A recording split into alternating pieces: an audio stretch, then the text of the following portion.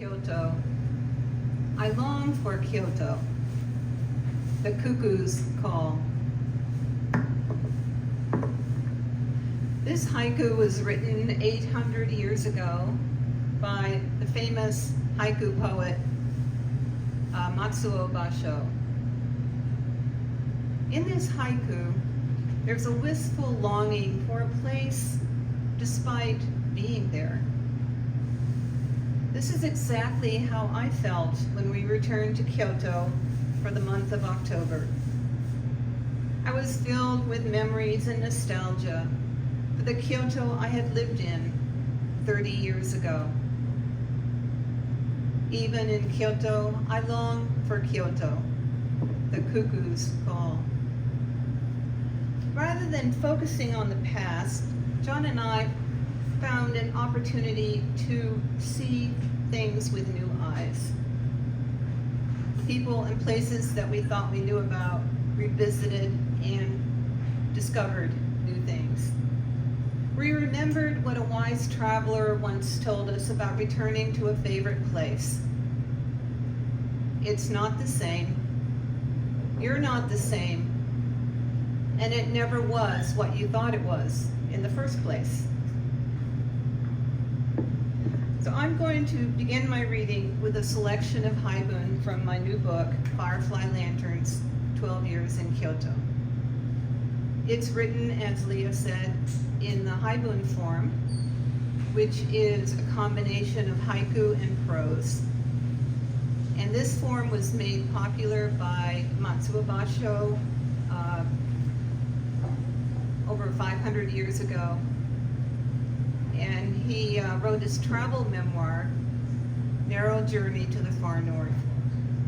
So rather than a travel journey memoir, I've written about places, people, and activities that I saw while living there.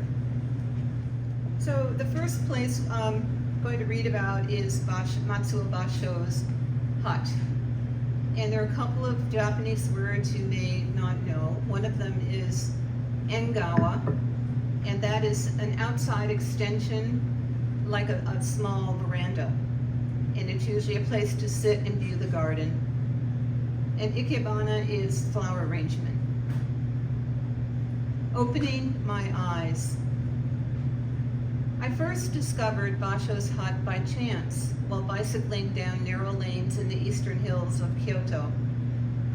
Intrigued by a stone marker, I opened the gate and found myself in a temple garden. It was winter.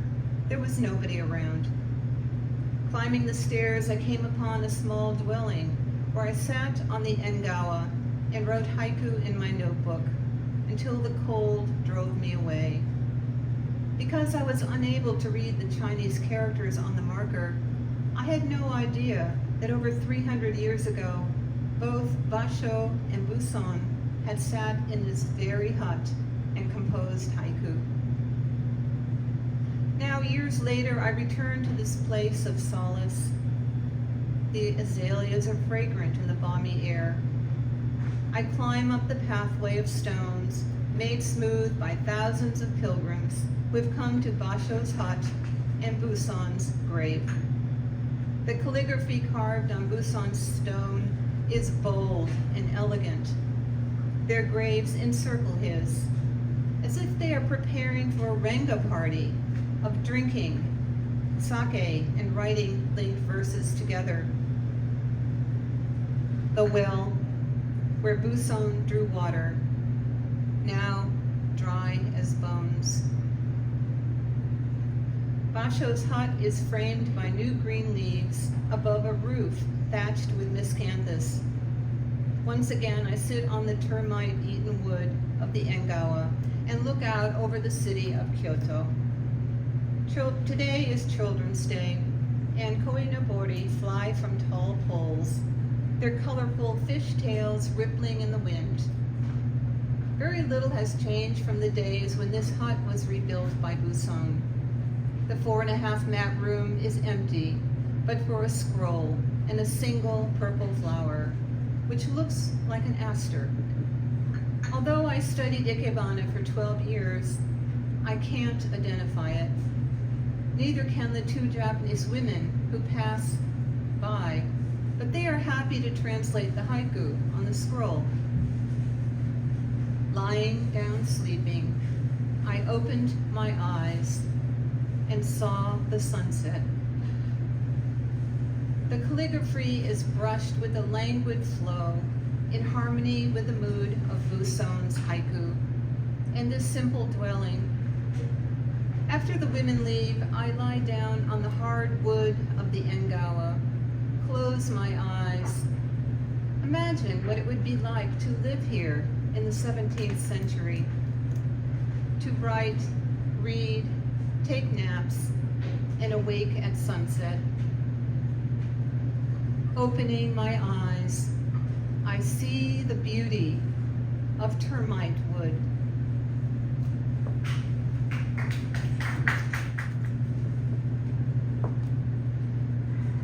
I tried to write about different aspects of our lives in Kyoto, my husband and I had to write one, of course, about teaching English.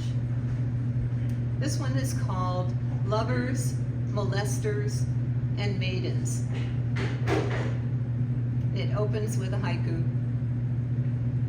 Teacher's question hangs in the drowsy classroom. A crow answers.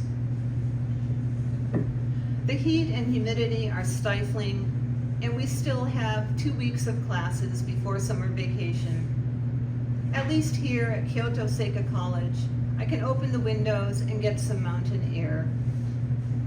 These young women are exhausting with their need to be entertained.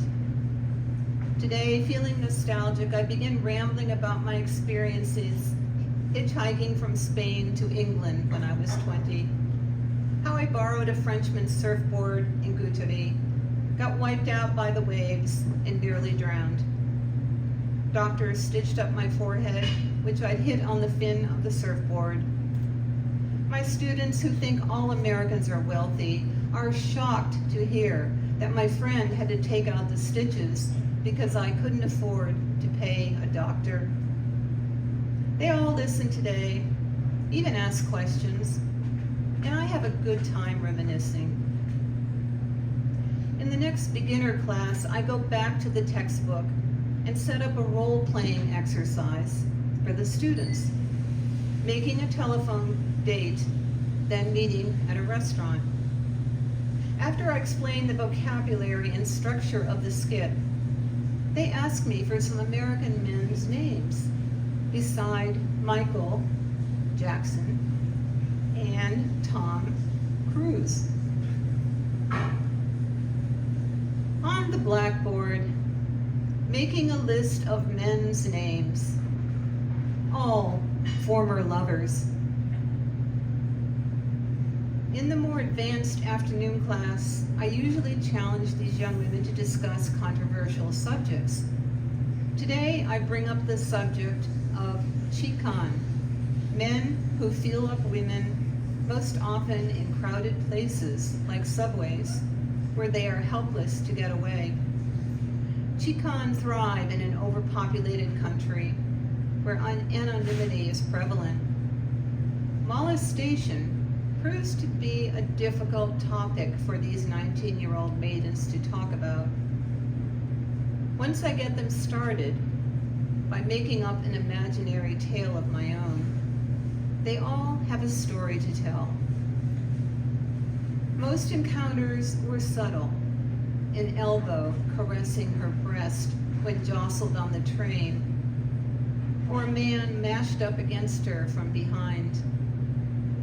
But when the man began rubbing up against her, or the anonymous hand ventured up under her skirt, when the motive became clear, then it became uncomfortable.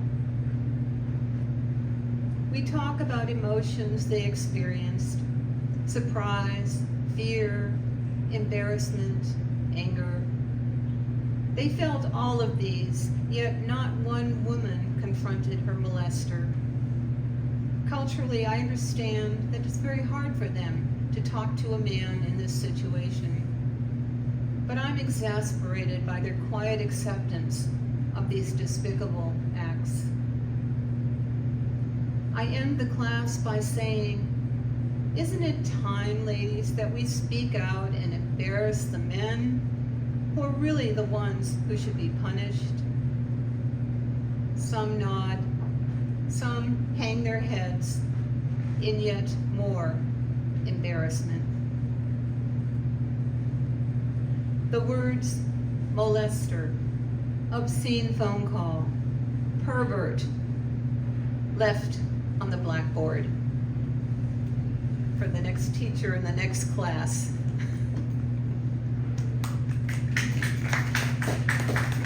Have mystique because I was from a totally different culture and I did everything differently from the way Japanese would do them. So leaving those words on the blackboard made me feel really naughty, but also very good. And I often wondered what class came in there next and what the teacher had to say about them. Okay, one more from this collection. A few words, once again, Japanese words. I actually gave a reading from this book in Kyoto last month, and everybody there was either a friend or somebody studying a Japanese art or aesthetic. And it was really interesting. I didn't have to explain any words at all because they were all bilingual. So it's important, I think, to understand the meaning of some of these words, like nezumi. Nezumi is mouse or mice. Shoji are sliding doors. It's a sliding wooden door with a wood lattice, and it's covered with washi paper, so it's translucent. Genkan is the entryway in a Japanese-style house. And I think that's it. Oh, jet coaster. Jet coaster. Japanese use American words, and so they would say jet coaster. And a jet coaster is a roller coaster. This opens with a haiku. Tree limb shadows blow across the shoji, mice in the closet. One autumn evening, while looking for a vase in the hallway, I lifted out a roll of washi paper stored behind the bureau. Out flew 7 baby mice. They skittered down into the genkan and behind the shoe rack. John was vacuuming in the next room with our old-fashioned canister vacuum cleaner. When he heard my shrieks, he pulled the vacuum down into the entryway and sucked them up. Slurp. Then he unplugged the vacuum, detached the hose, and carried the canister outside. Did you kill them? I asked when he returned. He smiled. What did you do with them? Those baby mice are sure good swimmers, he replied. He had dumped them into the irrigation stream at the end of the road. Mama got away. She was still somewhere in the house. The next day, I told this story to my students at Kyoto Seika College. One girl looked like she was going to cry. Kawaiisu, Nezumi-chan. Poor baby mice, she wailed. In the back row, a young man yelled out, "Happy jet coaster!" laughing as he imagined the mice having a roller coaster ride through the vacuum hose. So now John and I call the vacuum cleaner the Nezumi jet coaster. Mama surfaced a few nights later, darting out from the closet where we hid our TV. It is also the closet with our diaries, books, and photographs, so we were eager to flush her out, especially since she would probably build another nest there. For 2 nights, John lay in wait with a vacuum hose aimed at the TV. Finally, after no sign of the mouse, he began dragging everything out of the closet. I'll find that mouse if it's the last thing I do here. We were leaving Japan for good in 3 months. Recycling pile, a foot high, no mouse. Where could she have gone to? John said. She's probably in that closet now, I said, pointing to the next closet that needed cleaning out.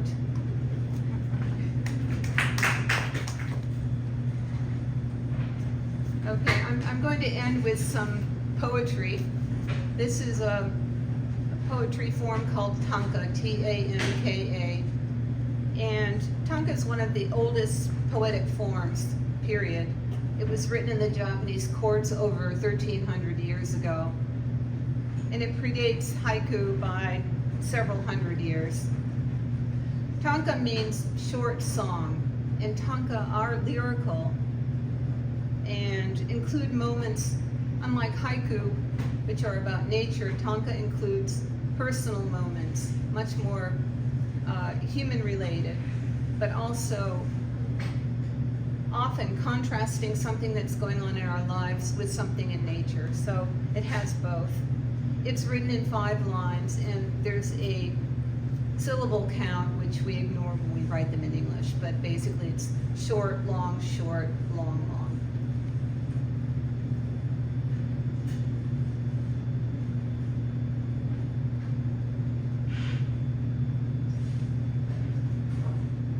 Those half-dead rosebud bushes from Thriftway, like you, all they needed was space to spread their roots.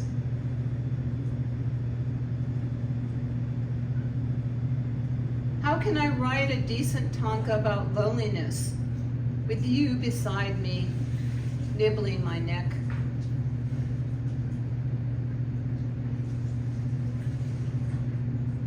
Remembering him from deep inside the stone wall, the faint cry of crickets.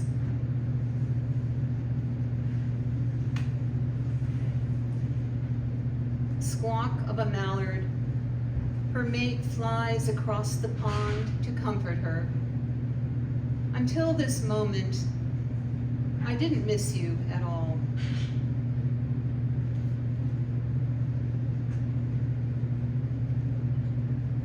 Stormy weather, Billie Holiday croons. We sit by the fire and raise a toast to 45 years together.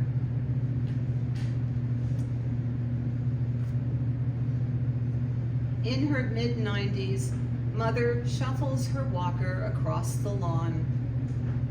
There must be something I need at this tag sale.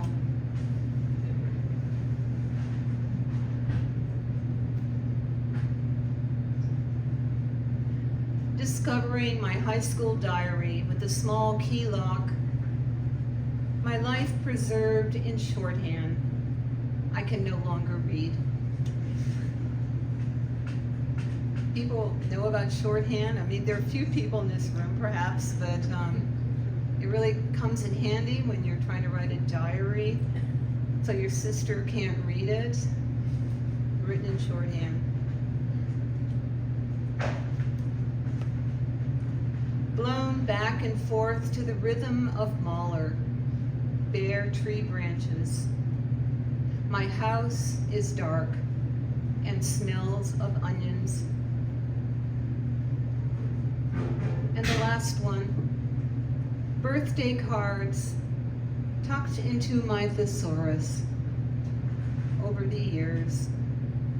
Today they tumble out, all those words for love.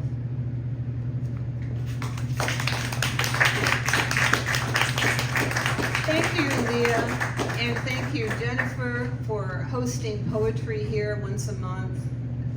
It's a wonderful space. Thank you, Kay, for videotaping. Thank you, Diane, for reading together. And